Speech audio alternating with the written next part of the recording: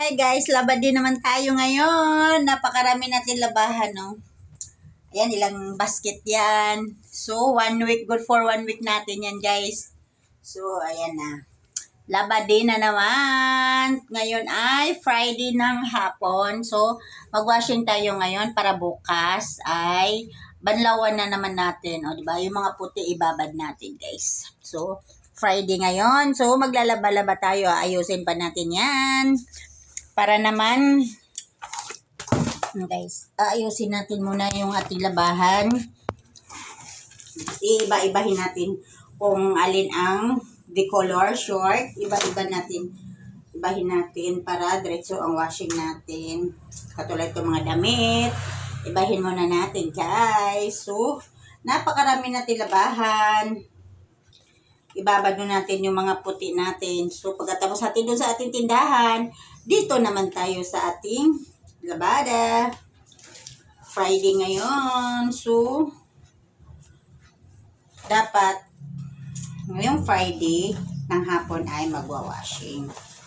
Ibahin na natin yung mga decolor at saka mga kaputian. Yung mga kasi hindi natin pwede pagsamahin. Magbabad. 3 basket to, guys. Good for 1 week.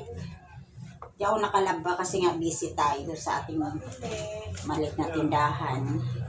So, ayan.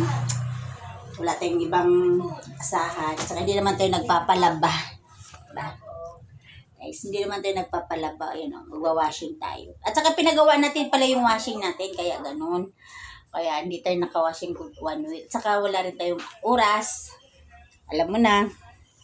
Hindi, tayo? Nagtitinda. So guys, nagtitinda. So, ayusin natin ang ating damit. Ibahin natin yung puti. Ibahin naman natin yung mga decolor. So guys. Kumusta dyan kayo mga kasari?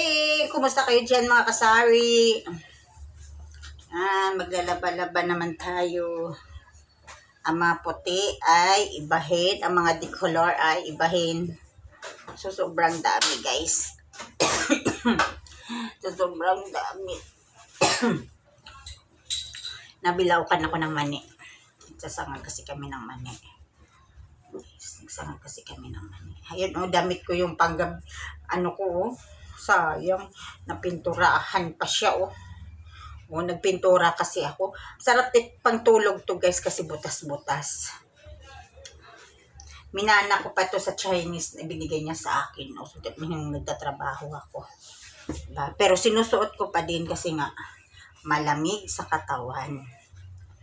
Diba, guys? Malamig kasi sa katawan kaya sinusuot ko pa. And guys, please subscribe my channel, Bitbansugan. See you guys!